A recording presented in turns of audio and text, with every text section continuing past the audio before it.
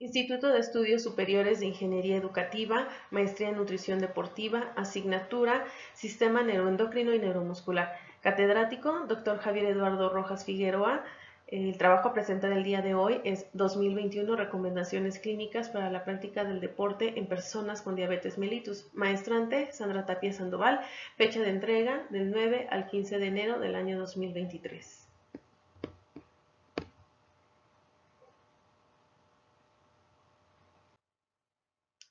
Y bueno, vamos a comenzar por comentar que la actividad física en personas con diabetes mellitus representa un impacto importante en el control metabólico y para esto es importante ajustar el tratamiento y la alimentación del paciente. Es importante también considerar comorbilidades y el deporte que la persona realiza. Asimismo, es importante realizar una evaluación previa a la realización de la actividad física. En el año 2015, el Grupo de Trabajo de la Diabetes mellitus de la Sociedad Española de Endocrinología y Nutrición creó la guía Record, cuyo propósito es orientar a los profesionales involucrados en la asistencia de personas con diabetes mellitus que realizan deporte.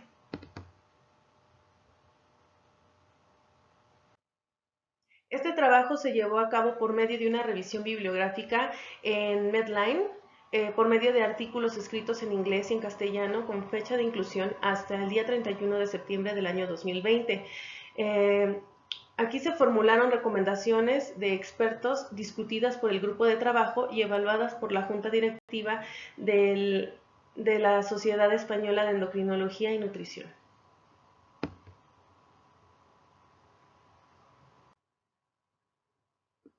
El primer punto del que nos habla esta guía Record es acerca de los efectos sobre el control glucémico de los diferentes tipos de ejercicio.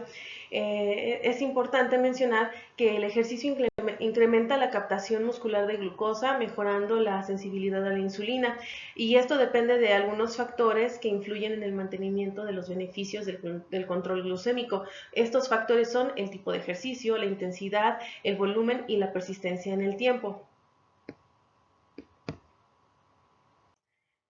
Bueno, en el caso de la actividad aeróbica, la actividad aeróbica se define como tal como la cantidad de oxígeno que consume el músculo y esto se mide por medio del porcentaje de frecuencia cardíaca máxima.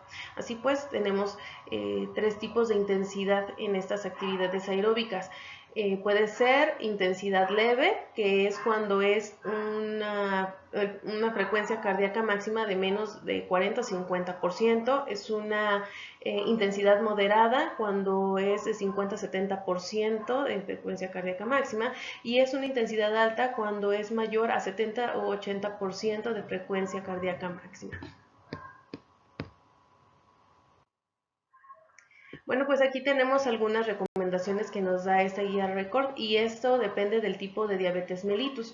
En el caso de la diabetes mellitus tipo 2, pues se recomienda que se realice la actividad física tanto de tipo aeróbico como de resistencia, porque esto ayudará a mejorar la sensibilidad a la insulina y a la hemoglobina glucosilada. Y también se recomiendan actividades tipo HIIT, porque esto pues reduce el tiempo y se obtienen beneficios similares que con los otros ejercicios. En el caso de ser diabetes tipo 1, el efecto sobre la glucemia depende de los niveles de insulina y del tipo de ejercicio, y siempre se recomienda que se realice actividad física. En el caso de las personas con sobrepeso u obesidad, también se recomiendan las actividades físicas de tipo HIIT, porque esto también ayudará a mejorar los niveles de hemoglobina glucosilada y bueno, pero esto se logrará siempre y cuando se tenga una adherencia adecuada a la actividad física. Se realice cualquier actividad física, se recomienda que se haga una evaluación médica. Esta valoración médica debe considerar la edad del paciente, la duración y el tipo de diabetes mellitus que se presenta y si es mayor a 10 años, también si hay alguna enfermedad cardiovascular o alguna otra comorbilidad y también algunos otros factores de riesgo que poco a poco vamos a ir abordando. La evaluación deberá incluir los siguientes puntos. Se debe establecer objetivos, se debe establecer un plan de cuidados de la diabetes, como ya mencionamos, se debe hacer un examen médico previo al ejercicio, también se deben hacer algunas exploraciones especiales y también vamos a hacer una valoración del hábito deportivo y del riesgo de hipoglucemia. Todos estos puntos los vamos a ir también abordando uno por uno.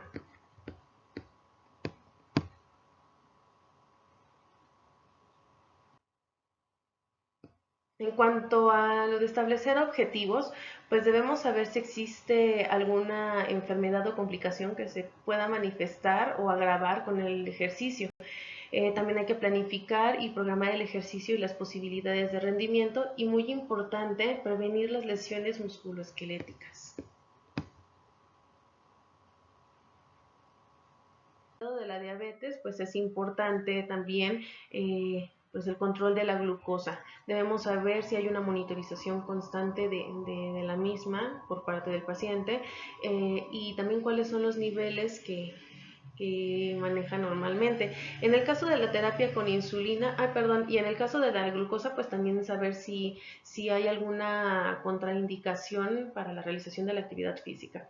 Ahora sí, en cuanto a la terapia con insulina, pues hay que considerar el saber cuál es la dosis que maneja el paciente y también si hay alguna necesidad de reajustar a esta dosis.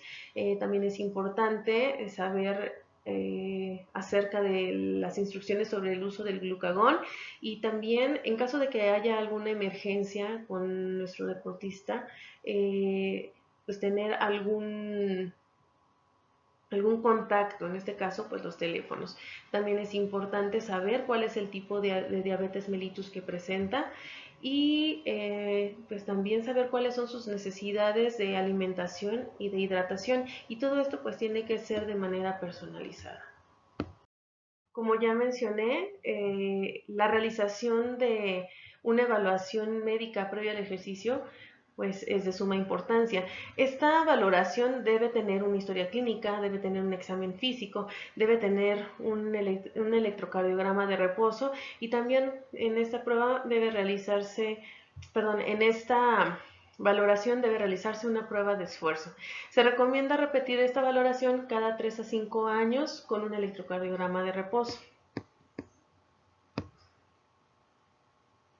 Cuando la persona con diabetes mellitus presenta alguna complicación derivada de la misma enfermedad, eh, se tienen que seguir algunas recomendaciones. En el caso de que se presente retinopatía diabética, se deben evitar ejercicios que aumenten la presión intraocular y en consecuencia que haya una hemorragia vítrea y desprendimientos de retina. Para esto pues hay que limitar la subida de la presión arterial sistólica a no más de 20 a 30 milímetros de mercurio por encima de la cifra basal.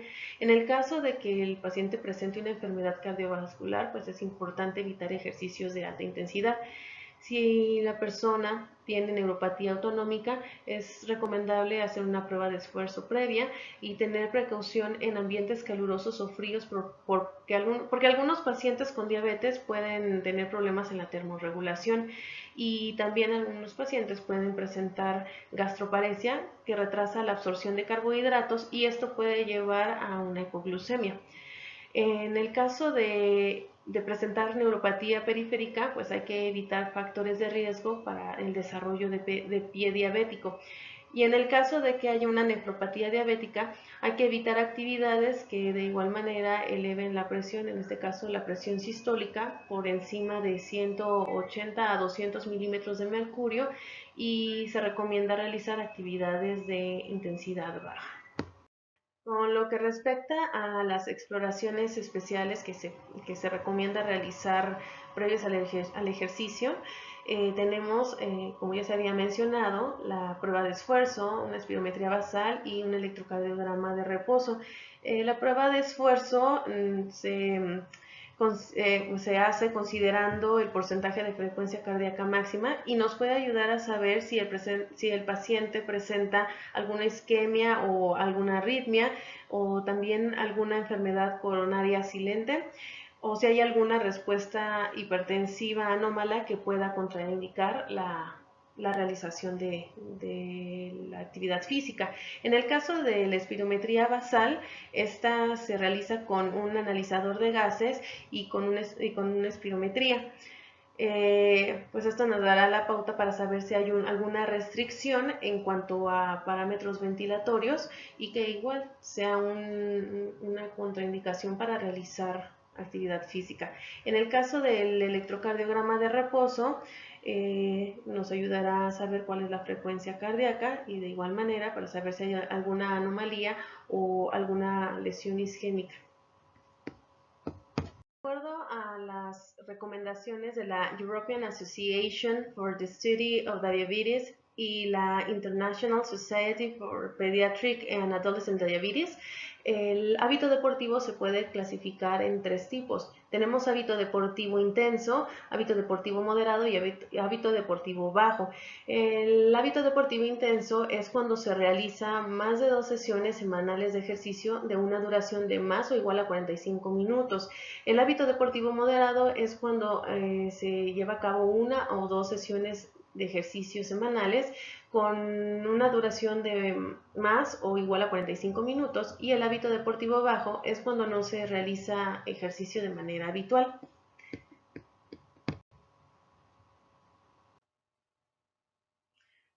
En cuanto a lo que respecta al riesgo tipo glucemias, esto pues, se mide según el time below range, que debe ser menor a 70 microgramos sobre decilitro, y se puede catalogar también en 3. Puede ser un riesgo bajo de hipoglucemia, un riesgo moderado y un riesgo alto.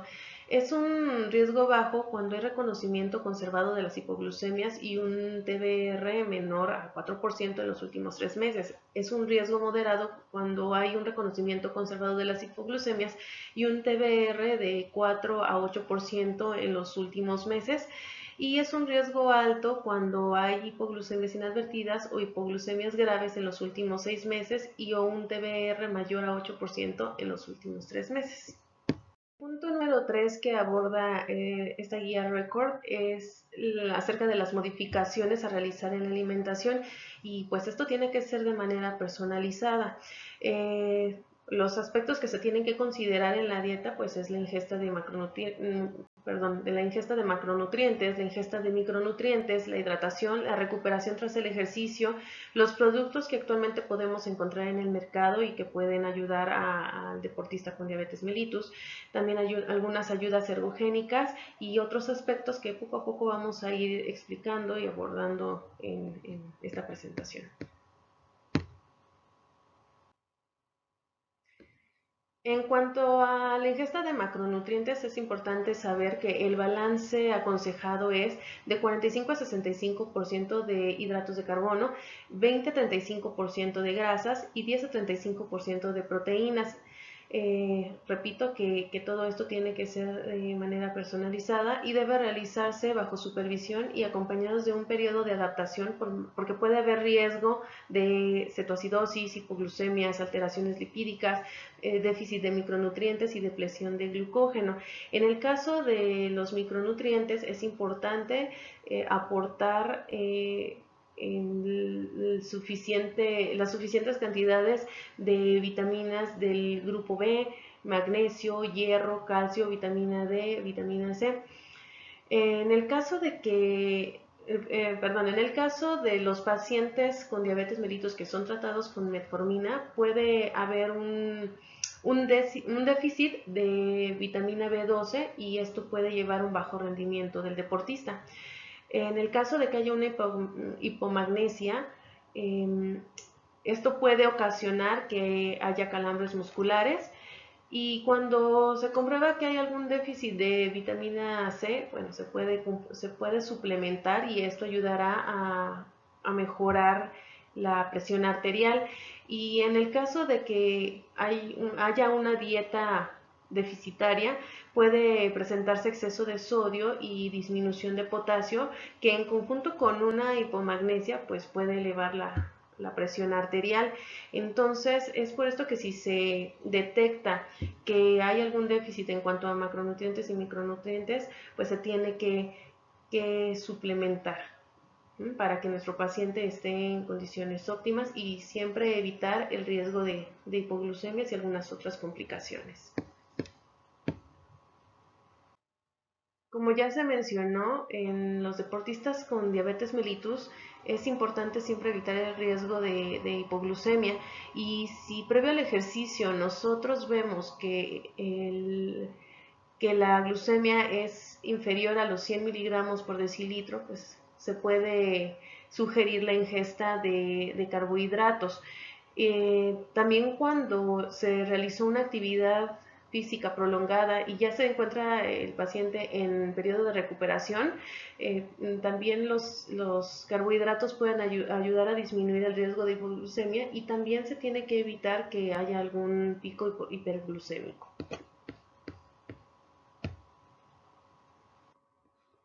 Para la hidratación de la persona con diabetes mellitus podemos considerar que el agua es la bebida ideal, pero también podemos tomar en cuenta las bebidas isotónicas, porque estas pueden ayudar a la reposición de iones y también pueden ayudar a disminuir las hipoglucemias.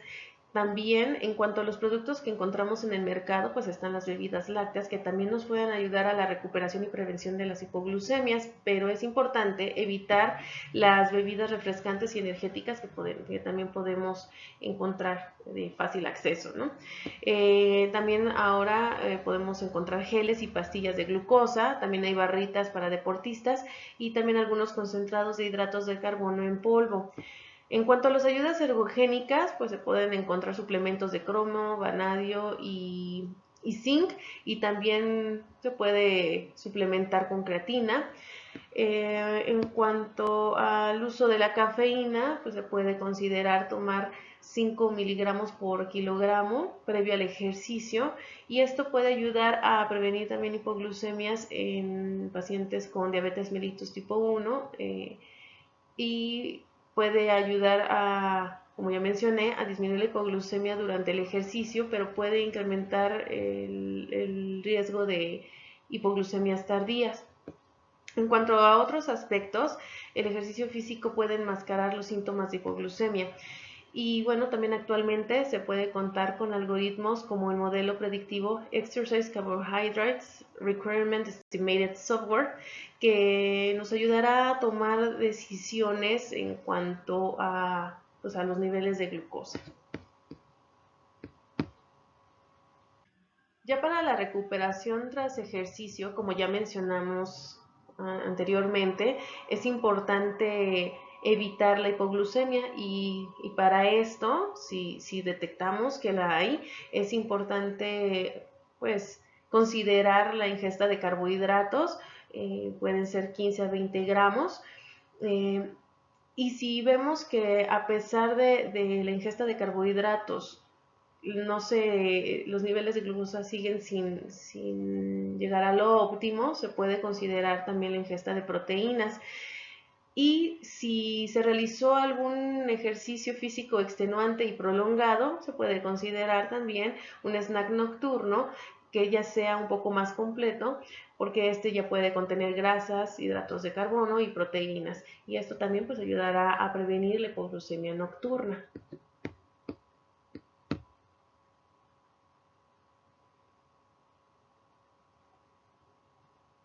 Para la monitorización de la glucosa se cuentan con algunos sistemas de monitorización, como lo son la monitorización continua de la glucosa, que es por medio de algunos sensores. Aquí tenemos algunos nombres comerciales, como pueden ver, y también se cuenta con monitorización flash de glucosa, que también son una herramienta útil para considerar, para conocer los niveles de glucosa durante el ejercicio, pero nos indica que no son totalmente confiables porque los datos no son del todo precisos.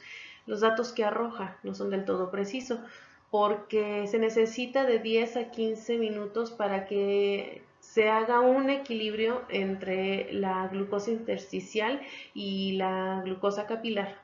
Pero aún así, pues también se nos indica que puede ser una herramienta útil para llevar este control de la glucosa en nuestro deportista con diabetes mellitus.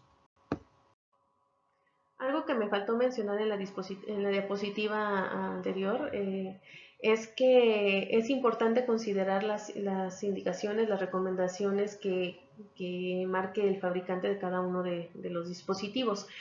Bueno, y en cuanto a lo que indica la European Association for the Study of Diabetes, la International Society for Pediatric and Adolescent Diabetes y la American Diabetes Association, bueno, pues nos dan algunas recomendaciones para el uso de estos monitores continuos de glucosa y la monitorización flash de glucosa durante el ejercicio. Bueno, como ya habíamos mencionado, en el deportista con diabetes mellitus siempre es importante evitar lo que es la hipoglucemia y la hiperglucemia. Y para esto, pues estos monitores nos pueden ayudar poniendo pues una alarma que nos indique cuando se llega a una o a otra. En el caso de la monitorización durante el ejercicio, bueno, pues se tiene que considerar que tiene que haber un tiempo rango entre 90 y 180 miligramos sobre decilitro.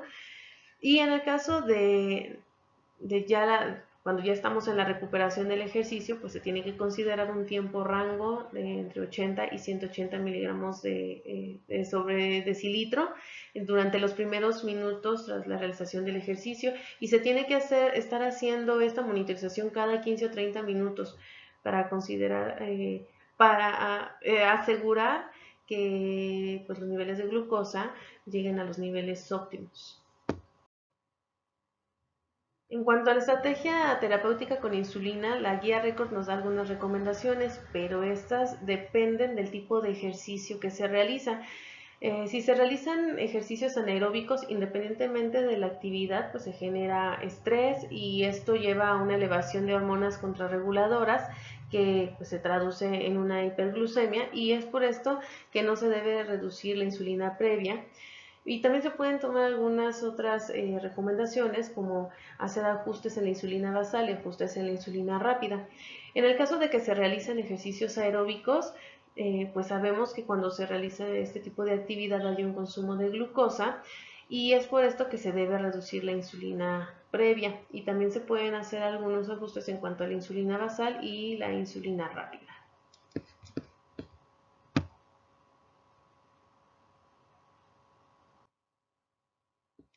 En cuanto al uso del glucagón para la prevención de la hipoglucemia por ejercicio, Rickles y colaboradores en el año 2018 probaron que una minidosis de glucagón, que equivale a 150 microgramos, administrado por vía subcutánea antes del ejercicio, puede ser más eficaz que la reducción de la insulina para prevenir la hipoglucemia en el ejercicio moderado de 45 minutos.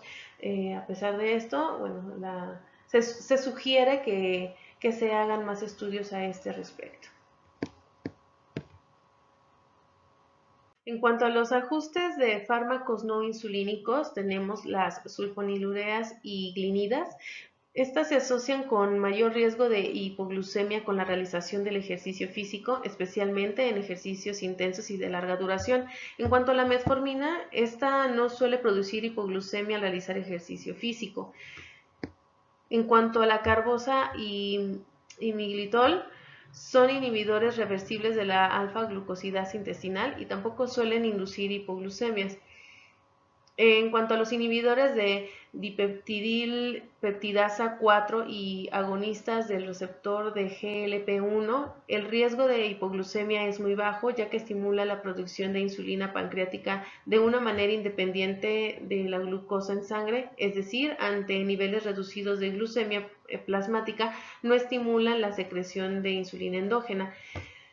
En cuanto a la pioglitazona, esta aumenta la sensibilidad periférica a la insulina, pero no estimula su liberación por parte de la célula beta pancreática, siendo por lo tanto poco probable que contribuya al desarrollo de hipoglucemia durante el ejercicio. Finalmente, en cuanto a los inhibidores del cotransportador 2 de glucosa y sodio, hay un riesgo inherente bajo de hipoglucemia, ya que no aumenta la secreción de insulina ni inhiben la respuesta contrarreguladora a la hipoglucemia. Por su mecanismo de acción, presentan riesgo de deshidratación, hipovolemia y posible desarrollo de cetosis o cetoacidosis, por lo que sería prudente suspenderlos ante la práctica del ejercicio físico intenso y de larga duración.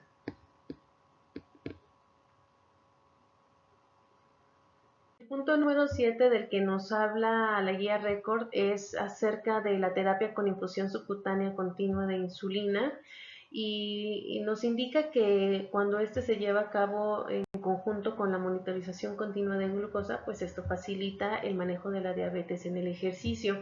Estos son algunos dispositivos que nos pueden dar algunas alarmas para saber si hay algún riesgo de hipoglucemia durante el ejercicio y en las horas posteriores al ejercicio. Como podemos ver aquí en la imagen, estos dispositivos cuentan con una bomba de insulina, un catéter y una cánula. Es importante evitar la inserción del catéter en lugares que estén expuestos que estén susceptibles a recibir golpes, rozaduras eh, o, o fricción para evitar algún riesgo. Y en el caso de que lo usen deportistas que hacen actividad física en grandes alturas, se debe vigilar que no se formen burbujas dentro del catéter. En el caso de los deportistas que realizan actividades acuáticas y deportes de contacto, bueno, se puede recurrir a desconectar el catéter, pero no se recomienda que esto sea más de 2 horas, porque si no, pues entonces corremos el riesgo de que no nos demos cuenta cuando se está en riesgo de hipoglucemia. El entrenamiento del ejercicio físico en las personas con diabetes mellitus pues se lleva a cabo pues para el entrenamiento físico y mejorar en la aptitud física de la persona, y también debe haber un entrenamiento apoyado en la educación diabetológica estructurada para minimizar el riesgo de disglucemia. La respuesta glucémica que se obtiene durante la realización de la actividad física depende de cada individuo y también depende de las variables relacionadas con la diabetes mellitus. A medida que se avanza en la actividad física, hay un cambio en la aptitud física del deportista, y esto también lleva a que haya necesidades de ajuste en cuanto a la ingesta de carbohidratos y en cuanto a la dosis de la insulina. Se recomienda que el entrenamiento se lleve a cabo de manera paulatina para minimizar el riesgo de lesiones y de disglucemia, y también esto depende del tipo de ejercicio que se realiza. Si se realiza un ejercicio aeróbico, pues se recomienda que se comience con ejercicios cortos y de baja intensidad. Se debe respetar el ciclo de entrenamiento de cada sesión, que debe comenzar con un calentamiento, luego el núcleo de entrenamientos y finalizar con estiramientos. También se debe de respetar las normas de progresión, la frecuencia, el tiempo y la intensidad del ejercicio.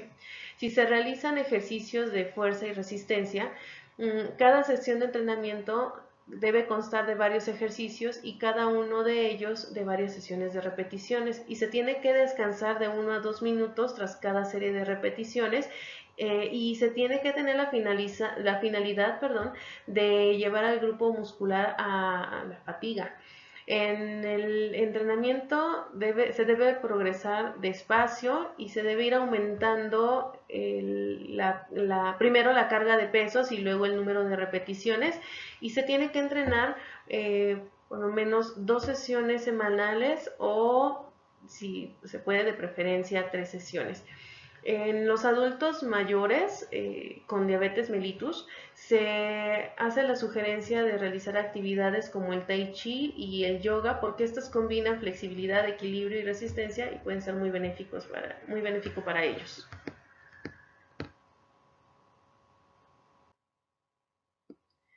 Bueno, la guía Record también nos hace algunas recomendaciones, pero estas recomendaciones dependen del tipo de deporte que se realiza.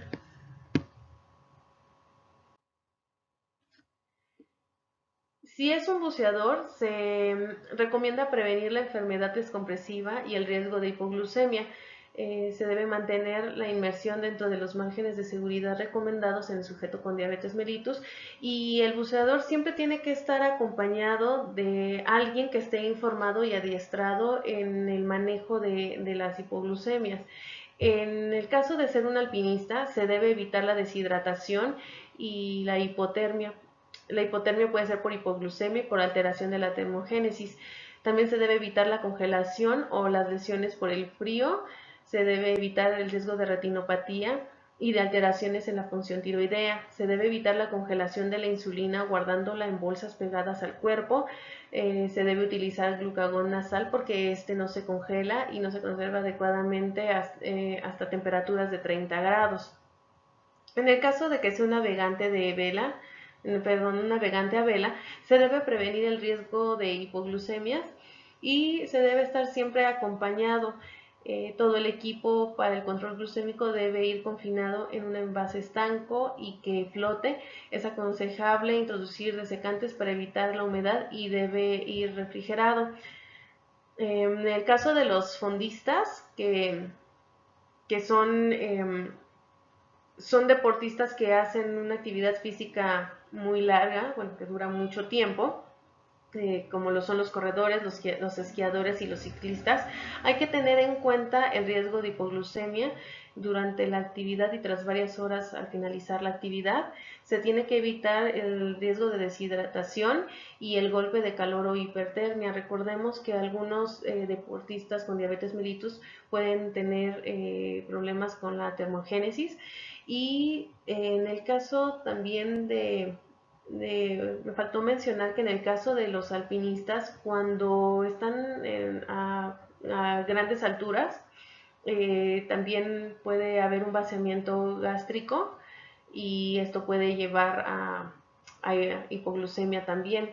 Bueno, regresando ahora a lo que corresponde a un deportista nadador, ante sospecha de hipoglucemia, se debe interrumpir el ejercicio y se pueden recomendar suplementos. Se pueden llevar geles en el bañador, como se mencionó en las diapositivas anteriores. Actualmente podemos encontrar geles de glucosa. Y bueno, también es recomendable salir inmediatamente del agua para evitar el riesgo de ahogamiento. La actividad física en adolescentes con diabetes tipo 1 puede ser muy benéfica para ellos, pues nos puede ayudar al control glucémico, también al control lipídico. También nos puede ayudar a mejorar la aptitud física y sobre todo la calidad de vida de estas personas. También podría ayudar a reducir la dosis total de insulina que se le administra, y es muy importante considerar que un factor muy importante en estos casos es el apoyo familiar. Y también para esto la guía Record nos da algunas recomendaciones que podemos seguir, y esto es, por ejemplo, establecer las alertas de hipoglucemia y de hiperglicemia, y para esto nos podemos apoyar de algunas aplicaciones móviles, y esto pues ayudará también a los padres de familia y a los cuidadores a reducir el estrés y la preocupación. En cuanto a los suplementos con carbohidratos, recordemos que todo esto, todo lo que tiene que ver con la dieta, tiene que ser individualizado, al igual que el ajuste de la dosis de insulina. Se tiene que adaptar a la intensidad y a la duración del ejercicio. Es importante mencionar que las personas con diabetes mellitus tipo 1 tienen una respuesta hiperglucémica exagerada a la lesión. Esto los hace más susceptibles a tener lesiones como fracturas, infecciones y una mala cicatrización. Y es por eso que los atletas que tienen diabetes tipo 1, o que en general los atletas que tienen diabetes, deben esforzarse por mantener los niveles de glucosa en sangre casi normales. Toda la información presentada en este video fue obtenida del documento Recomendaciones Clínicas para la práctica del deporte en personas con diabetes mellitus, que es la guía Record, con actualización del año 2021. Muchas gracias por su atención.